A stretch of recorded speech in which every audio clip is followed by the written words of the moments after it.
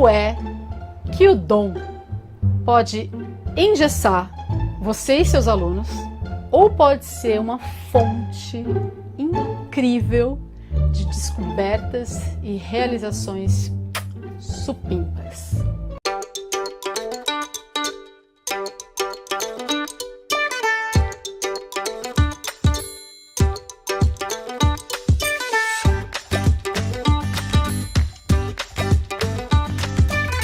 Eu sou a Audrey Roida, do Núcleo Traços, Trecos e Trocas, pesquisa em criatividade e educação, e hoje estou aqui para falar deste mito do dom e seu papel na educação e como a gente pode lidar com ele para ajudar as nossas crianças. Antes, eu tinha uma visão bastante específica do dom. Eu era bem contra essa ideia de dom. Principalmente porque ela era muito restritiva. Eu entendia que o dom era algo que ou você tinha ou você não tinha. E se você não tivesse, beijo, tchau, meu bem. Então, por exemplo, se eu não nasci com o dom de tocar o piano, nesta concepção já era. Eu nunca vou tocar piano nessa vida. E eu não estou nem falando de tocar bem, eu estou falando de tocar. Porque é quase como se a gente não tivesse autorização para fazer algo por conta de não ter esse dom. Isso era muito fácil de perceber naquele olhar que os professores davam, até eu já passei por isso, né? Aquele olhar de que, ai, tadinho, não tem dom, né, para o desenho, não tem dom para os esportes, esse não tem dom para a escrita, não tem dom. Fazendo com que, de alguma forma, a nossa atitude, mesmo que de uma forma implícita e sutil, fosse diferente com essas crianças. Porque já que a gente não acreditava muito nelas, né? Para que a gente estimularia?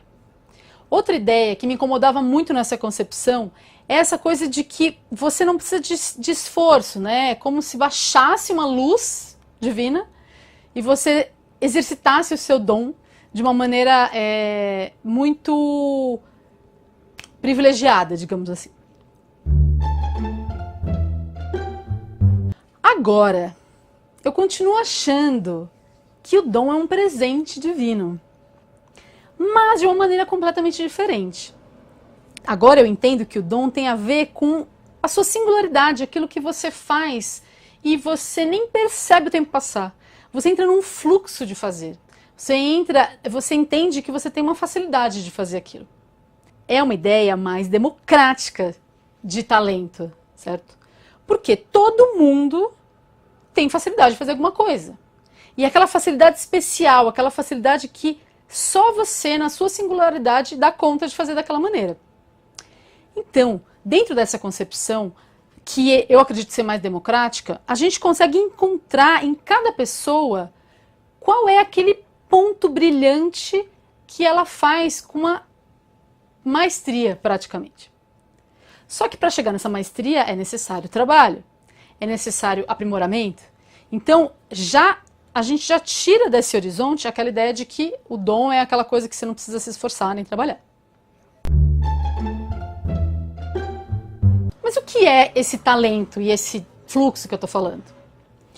É aquela sensação de profundo significado quando você está fazendo alguma coisa que você nem vê o tempo passar. Então não é só uma atividade prazerosa, é algo que você termina essa sessão de fazer com uma sensação de estar alimentado, com uma sensação de estar nutrido realmente. O meu exemplo, vai. Eu percebi que eu tenho facilidade de falar em público, por exemplo, ou de cantar, ou de fazer origami. E eu não tenho facilidade nem de fazer conta, nem de desenhar, por incrível que pareça, e nem de cozinhar. No entanto, ter a facilidade nessas coisas não garante por si só que eu vou ser uma grande cantora ou vou ser uma grande palestrante. Eu preciso me esforçar, eu preciso estudar, eu preciso me aprimorar nessas coisas. Assim como o fato de eu ter dificuldade com desenho, por exemplo, não me engessou. Já me engessou, mas eu me desengessei. Poderia ter feito com que eu parasse completamente de desenhar, sendo que eu tenho interesse nisso. Ou não significa que eu nunca vou cozinhar bem, né? Mas e com as nossas crianças? Como é que a gente lida de forma a valorizar e a incentivar esses talentos e essa sensação de fluxo nelas? A primeira sugestão que eu dou é de a gente identificar em nós mesmos quais são essas facilidades e esses fluxos. O dom, essa forma de ver o dom, não tem só a ver com as artes. Pode ser aquele profissional do seu bairro, o sapateiro, que faz o seu serviço de uma maneira muito singular, muito brilhante, quase que a gente não consegue explicar racionalmente.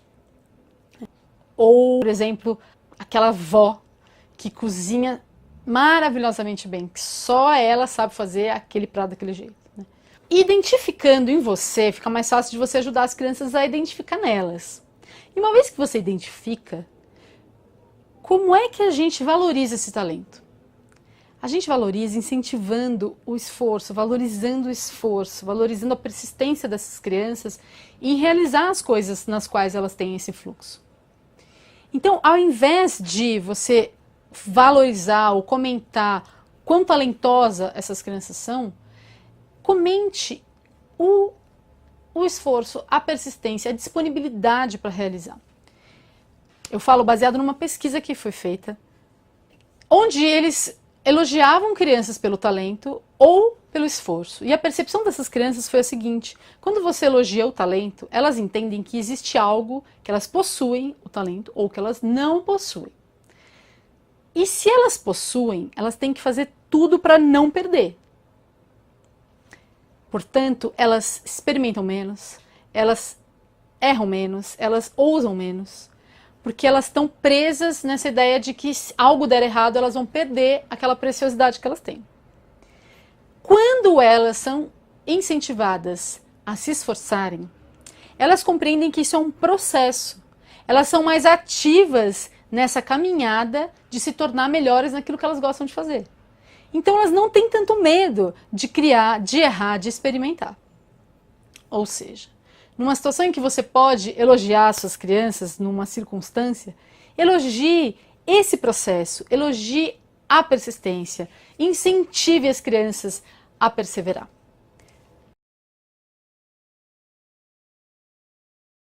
Foi útil para você? Comente aqui abaixo, siga nossos canais no Instagram, no YouTube e no Facebook, dê uma curtida, que em breve novos vídeos estarão chegando para vocês. Até mais!